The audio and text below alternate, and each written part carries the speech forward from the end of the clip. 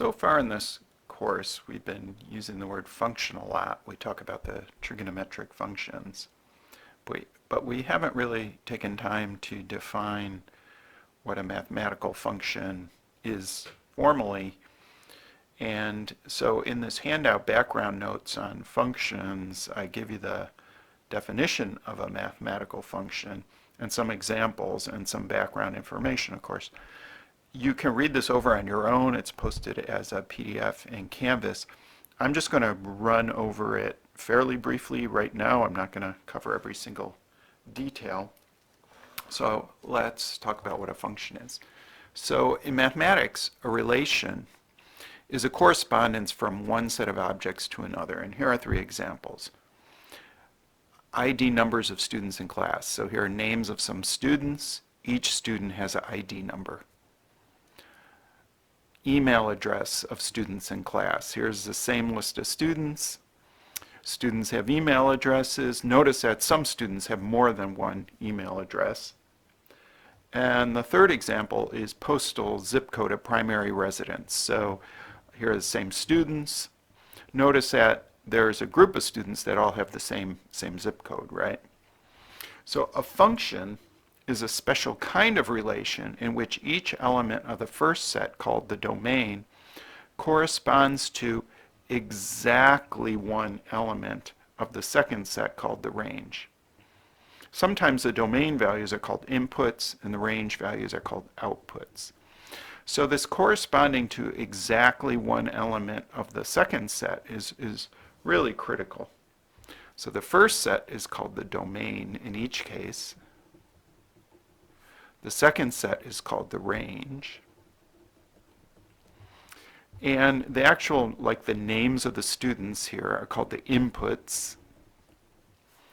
And the range values, like the ID numbers, are called the outputs. Inputs and outputs. Now, not all three of these examples are functions because each element of the first set can correspond to only exactly one element of the second set in a function. The second example is not a function.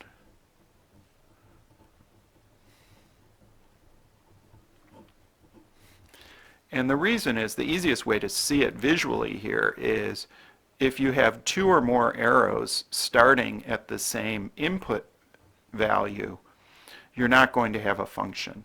You can only have one arrow emanating from or starting from each element in the domain, each input element in the domain. So ID numbers of students, that is a function. Postal zip code, that is a function. It's okay for a whole bunch of arrows to end up at the same range value because notice that each input value has only one arrow attached to it. So the trouble, the kind of trouble we see in example 2 is, say, Gina has two different email addresses. That's not allowed for a function. So that's a technical definition of what a function is in mathematics. Now in this class, we're only going to consider functions whose domains and ranges are sets of numbers, not names or ID numbers or zip codes or such. And so here's an example called the squaring function, a very famous function that involves numbers. And we're just taking a number and squaring it. So negative 3 squared is 9, 3 squared is 9. And we really don't, in math, we don't really use these arrow diagrams to represent functions. That just helps us understand the initial idea of what a function is. But once we get used to it, in math, we usually work with either formulas, like y equals x squared, or f of x equals x squared, a graph, and I bet you're familiar with this graph, of this parabola graph of the equation y equals x squared, or a table. A table of values can have lots of information about a function. So each one of these, formula, graph, table, gives us some information. Some is more useful than others. We're going to work with all three in our course. Now we're going to talk a little bit about domain and range of a function. Remember, I said domain is the set of all input values, range is the set of all output values. So with some functions that involve numbers, here are some functions defined by formulas, y equals x squared. The domain is written in this way, in interval notation. That means all real numbers. The meaning is that any real number, any number can be plugged in for x into this expression. The range, though, is an interval from 0 to infinity. This interval notation means 0 is less than or equal to y, or y is greater than or equal to 0. So no matter what we plug in for x, y is always going to be greater than or equal to 0, so the range is limited. This, if you're not familiar with interval notation, I think I'll also post an introduction to interval notation and use of the infinity symbol. I am kind of assuming on this handout that you're familiar with that. And then in number 2, here's the formula for the function. The domain is kind of a mess to write in interval notation. This is just a way of saying any number except 0. You cannot plug in 0 for x because that 1 over 0 would be undefined. The range is not so easy to see, but this is the range that can be figured out, the possible y values. It's not so easy to see the range from the formula. Here's a third example, another kind of messy example. Because of the square root sign, we can only take square roots of numbers that are greater than or equal to 0. So x has to be greater than or equal to 3. 3 is less than or equal to x, right? So only numbers greater than or equal to 3 can be plugged in for x. And the range now, again, is an interval. This is an interval of y values. Not so obvious what that range would be just from the formula. In fact, down below, I actually graphed that same function. It's a square root function graph shifted around a little bit. And we can see the domain or range pretty easily from the graph, because the graph starts here, curves that way.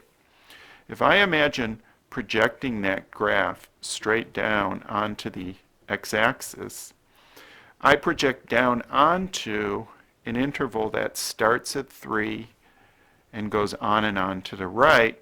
That's what the domain is.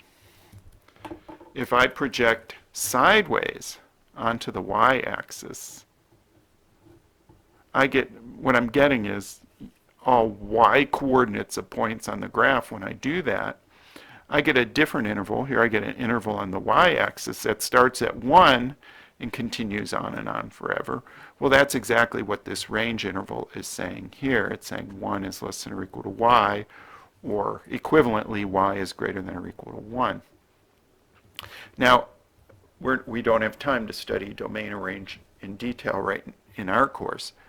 You should have some knowledge of that coming into the class. But if you're not certain about domain and range, just make sure you can do this one exercise. Here's a graph of a function. You should be able to state what the domain and range is from the graph. So let's go ahead and do that together. What we're going to do is imitate what happened with that graph up above. I'm going to take the graph of this function and I'm going to project onto the x-axis to see the domain. If the graph is below, it projects up. If the graph is above the x-axis, it projects down. And can you see that the very first point I'm going to hit here, and I'll mark that with a square bracket, is -5 x-coordinate. And we project onto every x-coordinate in between all the way over to here, which is 8. So the domain as an interval could be written as -5 less than or equal to x less than or equal to 8. But I want to write that in interval notation. So over here in the answer space, I'm going to write square bracket -5, comma 8, square bracket. Now, to get the range, I want to project sideways onto the y-axis. And what I'm going to do is I'm just going to pull up another copy of this graph so I don't write on, I just want to be able to write on a separate picture so we can see the range projection. If we project sideways to the y-axis, it would look something like so. So from the left, we project with arrows to the right to the y-axis. From the right, we project back to the left. And sometimes you turn back on yourself. That's okay if you overlap. So notice the very smallest y value that we're going to project onto is y equals -6, the y coordinate of this point. And we're going to project onto every y coordinate in between, sometimes more than once, all the way up to the y coordinate of this point, which is 3. So the range is going to be -6 less than or equal to y less than or equal to 3. Sometimes it helps me if I turn my y-axis sideways to think about the range interval that way. It's a little bit easier to see a range horizontally. So I'm going to go back to my original copy here. So we just saw that square bracket -6, comma 3 square bracket is the range of that function as pictured.